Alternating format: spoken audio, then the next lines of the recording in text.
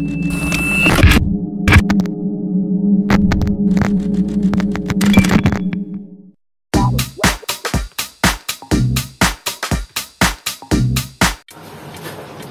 chào anh em nhé. Lần trước thì mình có làm một cái video đang dở về cái khoan này. Chính xác cái khoan này nó đang bị lỗi là lỗi xeo. Đây. Lần trước thì mình có hàn thử một cái xeo vào đây, nhưng mà hôm đấy rất tiếc tại vì nói chung là đồ không có ấy. Làm thì nha, pin viên nọ chập phá bên kia, nhưng hôm nay mình quyết định là mình có lấy được thêm ít đồ về. Đây. Có lấy được một cái bóc mà đây, cả cái bóc nữa. Một cái cell mới tinh từ pin của Dell này. Đấy. Bóc ra lấy cell. Hoặc là mình sẽ lấy cell từ cái bóc này. Cái bóc trước mình mua ở trên Shopee. Rồi nay cùng mình là thử xem có sửa được cái khoan, cái cell của cái khoan auto được không nhá. Ok.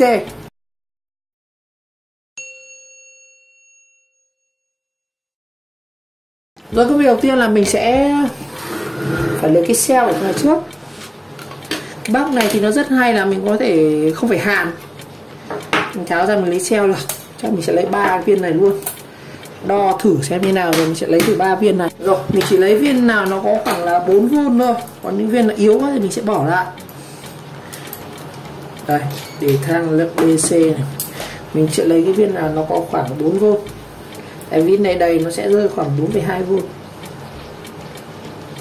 Viên này 4V này, anh em chưa? Viên này 4V nhé. Lấy viên này. Viên này sẽ, viên này cũng 4V này. Cái cell thì lô cell ngon. Viên này cũng 4V. Mình sẽ lấy 3 cục này và mình sẽ hàn cho 3 cục này, thay hẳn 3 cục rồi luôn. Đây, lần trước thì khổ anh em, mỏ hàn chẳng có, cái mỏ hàn kia nó yếu. Đồ đạc chẳng có làm gì mỏ hàn. Đây mình sẽ dùng cái mỏ hàn TQ907 này. Đấy, phải có mỏ hàn ngon. Em mỏ hàn này trước mình có độ công tắc rồi. Đấy. Có làm công tắc này. Rồi.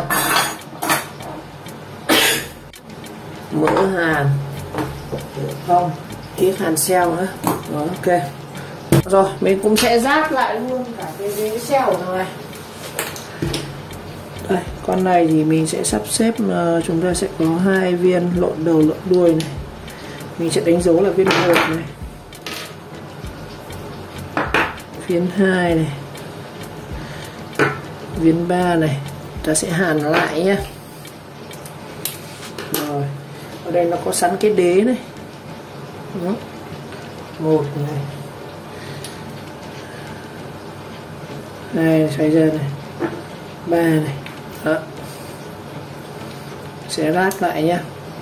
Đây mình còn cả giữ cái sơ đồ để hàn này. Đó. Thực ra nếu mà anh em nói anh quên thì làm như mình, có cái sơ đồ hàn này làm cho nó dễ. Cái này để đi bắn keo này. Rồi mình sẽ xem cái mạch của nó. Mình trước hết mình sẽ tháo cái này ra này. Đấy. Cái dây thì nó đang hàn lung tung ve hết của mình. Sẽ có hẳn mặt này.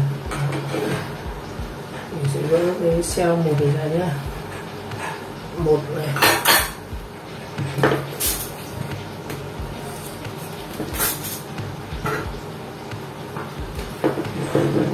Con này để nó nhiều sao nó nóng nhanh vậy.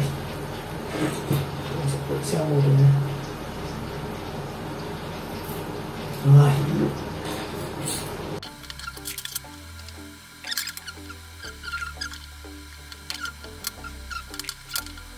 Cái này của nó có đế nha anh em. Đây này, nó có đế rồi. Mình sẽ xoay ra cho nó dễ này. 1 này. Bây giờ 1 nó sẽ, cái 1 này nó sẽ nối với 2 bằng cái dây này đây. Mình sẽ hàn vào đây, câu sẽ bôi tiếp từ này.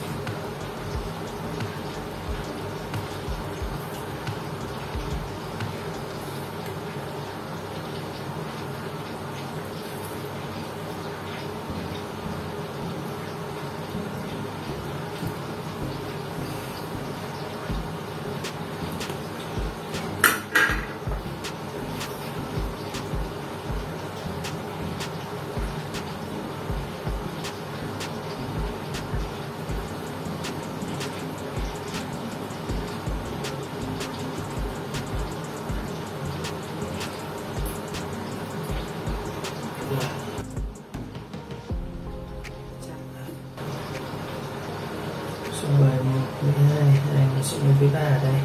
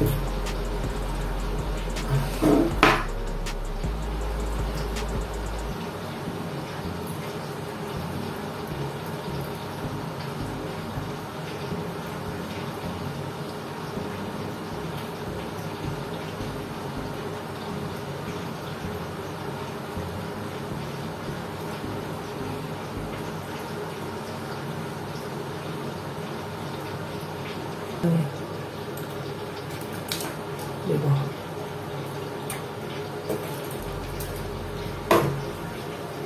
Đây, chúng ta chỉ có 3 dây thôi. Để tụi mình sẽ nối dây vào. Mình sẽ cắt cái này đi.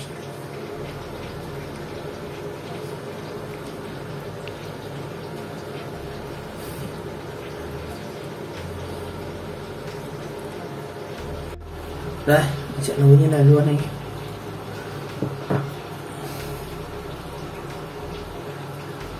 Đó.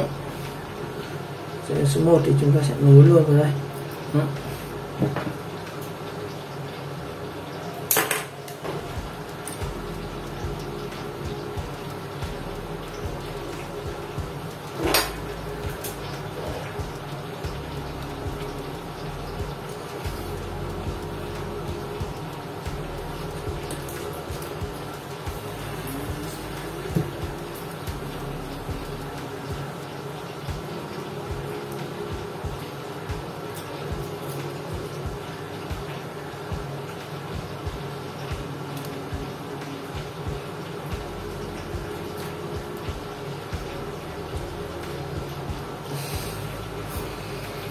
Rồi, mình sẽ nối luôn nhé. Dây 1 thì nó sẽ là đây luôn. Đó. Kéo kéo vào.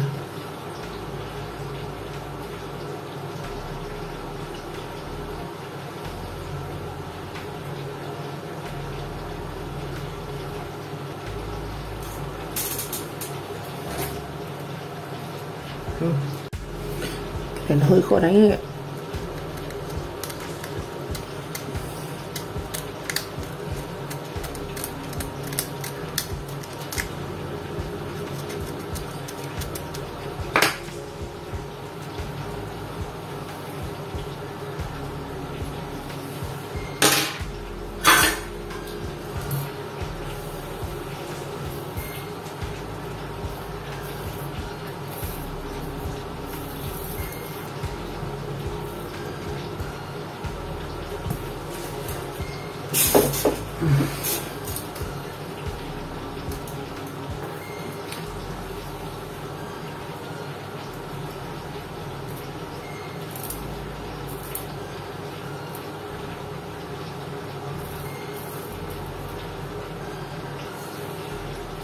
Rồi.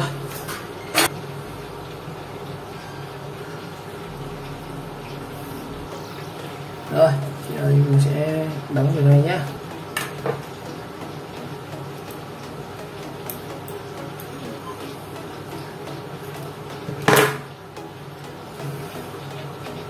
Rồi tiếp theo nhá, cái chân âm của một này nó sẽ nối vào cực này, còn cái dây xanh này thì nó sẽ nối vào theo cái sơ đồ mình ghi ở đây, thì nó sẽ nối vào cái điểm này, điểm tiếp giữa 1 và 2 đó.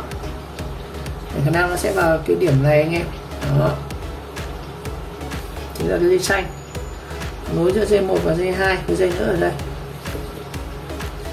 nối giữa dây 1 và dây 2.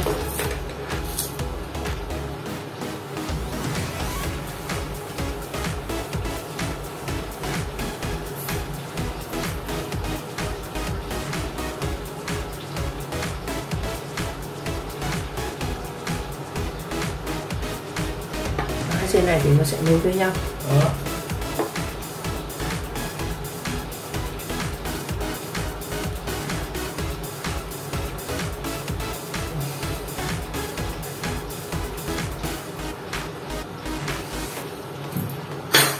Cho ít kiếp này.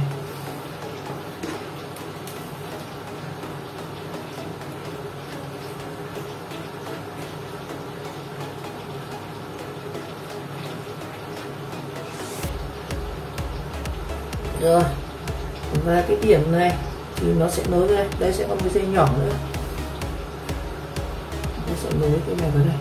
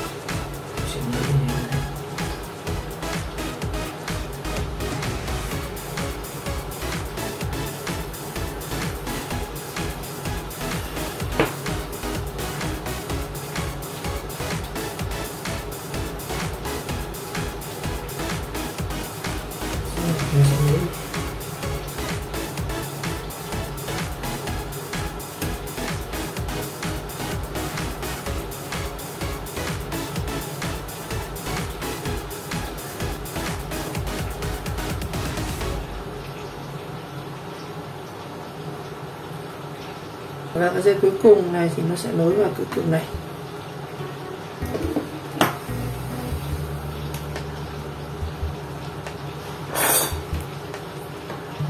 Và cái dây này nó sẽ nối với cái này.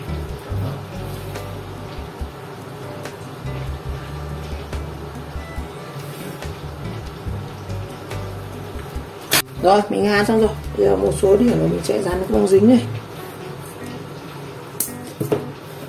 Vừa làm một thử nó mình cũng dán co. Rồi, mình sẽ dán bịt cái đầu trên này cho nó không chạm vào.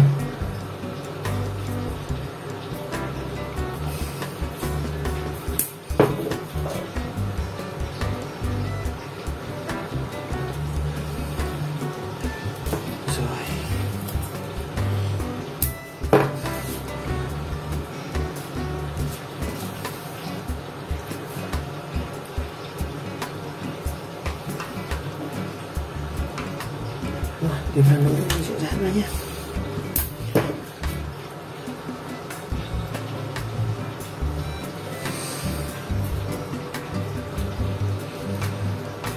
Này chúng ta sẽ dán bằng dính đen.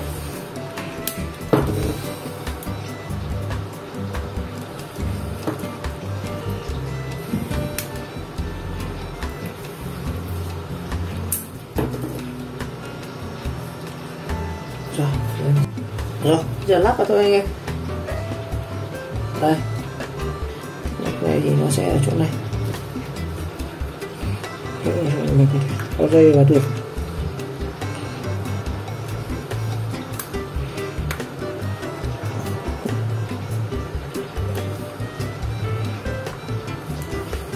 Đó, rồi. Đó. Đây mình sẽ thử nhé.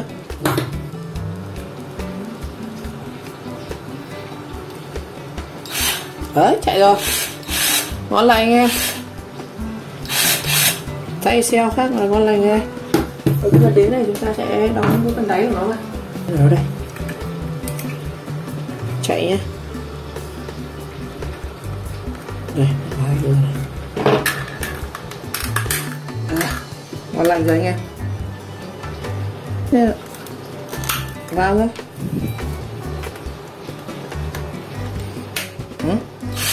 Ngon lành. Rồi như vậy anh em ạ. Đóng thử cái xeo của thằng kia vào khoan ngon nhá. Máy rất khỏe luôn, đảo chiều luôn này.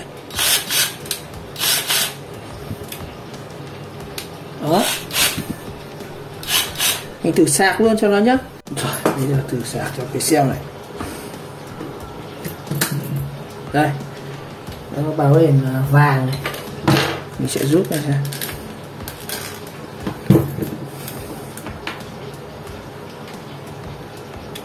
Đấy, nó sẽ báo sang màu đỏ nhá. Rút ra nó báo lên vàng này. Đây anh em nhìn nó màu vàng không? Đó. Mình cắm vào nó sẽ báo lên đỏ này. Khi ở đầy thì nó sẽ báo lên xanh nha. Rồi nói chung là sạc ok anh em.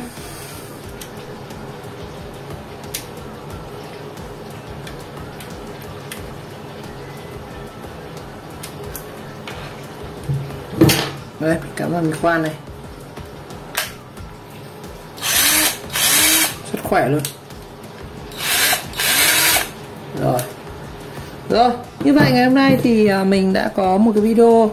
Chúng ta đã thay thành công cái xeo cho máy khoan pin auto. Một lần nữa cảm ơn các bạn đã theo dõi video clip. Và nếu thấy video hay mình các bạn nhớ like, subscribe của kênh và chờ đón các video tiếp theo.